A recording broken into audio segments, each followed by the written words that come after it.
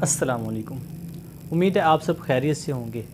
بچوں کی تربیت کا آج جو ایک اہم پہلو میں آپ سے ڈسکس کرنا چاہتا ہوں وہ ہے بچوں کی تربیت میں الفاظ کم استعمال کیجیے اور عمل زیادہ کیجیے۔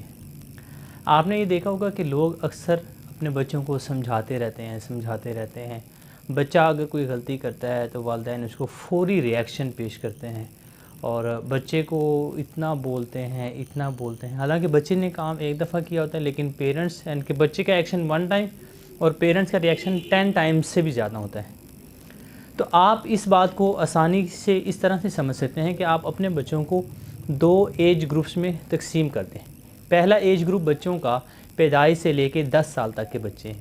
ان کو سمجھانے کا انداز اور طریقہ کار تھوڑا سا مختلف ہوگا۔ اسی طرح سے جو بچے 10 سال سے زیادہ کے ہیں ان کو سمجھانے کا انداز مختلف ہوگا۔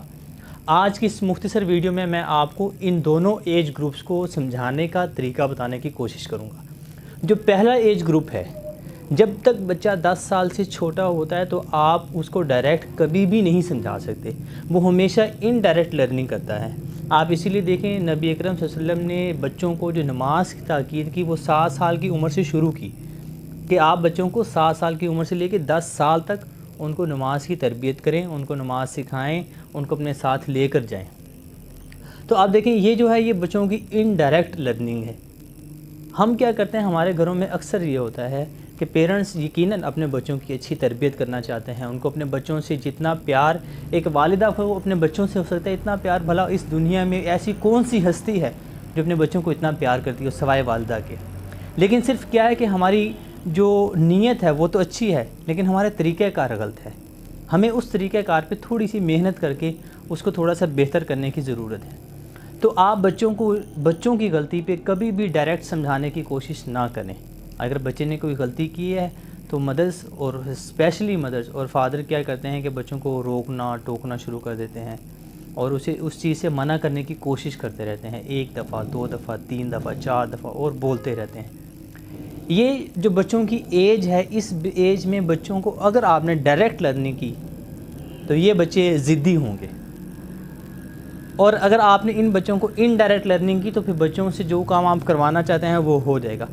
تو اس ایج گروپ کے بچوں کو آپ جب بھی سمجھانا چاہیں تو آپ اس کے لیے تھوڑی دیر کے لیے صبر کر لیں۔ اگر بچے نے کوئی بھی غلطی کی ہے یا آپ کی بات نہیں مانی تو آپ اس کو تھوڑی دیر کے لیے ڈیلے کر دیں۔ ہاں، آپ بچے کو جو کام آپ بچوں سے کروانا چاہتے تھے وہ آپ بچے کے ساتھ خود کرنا شروع کر دیں، وہ آپ کو دیکھ کر آپ کی بات کو فالو کر لے گا۔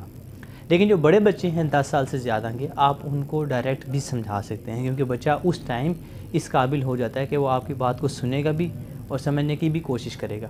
مثال کے طور پہ آپ کا 10 سال سے ایک چھوٹا بچہ رو رہا ہے تو اب آپ اس کو جتنا مرضی چیخ لیں، جتنا مرضی آپ اس کو سمجھاتے رہیں کہ بیٹا نہیں روتے، رونا بری بات ہے، دیکھو تو آپ کا چہرہ کتنا خراب لگ رہا ہے، کتنا برا لگ رہا ہے۔ آپ اس کو اس طرح کی 1000 باتیں سمجھا دیں لیکن بچہ چپ نہیں ہوگا۔ آپ کو بچوں کو بہلانے کا طریقہ آنا چاہیے کہ بچے کو اب اس روتے ہوئے بچے کو ہم نے کیسے چپ کرنا ہے۔ ایک اور ویڈیو میں بھی میں آپ کو پہلے بتا چکا ہوں کہ آپ بچوں کے اس طرح کے ایکشن پہ آپ ان کو فوراً گود میں اٹھا لیں، اپنا فزیکل انٹریکشن بچوں کے ساتھ بڑھا لیں تو بچہ اس ٹائم نارمل پوزیشن میں آ جائے گا۔ تو اسی طرح جو بچے آپ کے بڑے ہیں آپ ان کو ڈائریکٹ لرننگ کروا سکتے ہیں، آپ ان کو ڈائریکٹ کوئی بات سمجھا سکتے ہیں، لیکن اس میں جو سب سے بہترین طریقہ وہ یہ ہے کہ رات کو جب بچے سونے لگے تو آپ رات کو بچوں کے اس ریسیپٹیو موڈ میں بچوں کو سمجھائیں، اس کا فائدہ زیادہ ہوگا ایز کمپیئر ٹو کہ آپ بچوں کو فوری طور پہ ڈانٹیں۔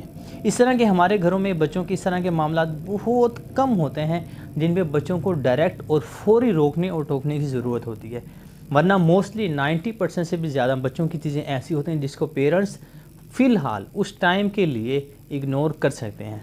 تو مجھے امید ہے کہ آپ کو یہ باتیں سمجھ بھی آئی ہوں گی اور آپ اس پر عمل کرنے کی کوشش بھی کریں گے۔ Thank you very much.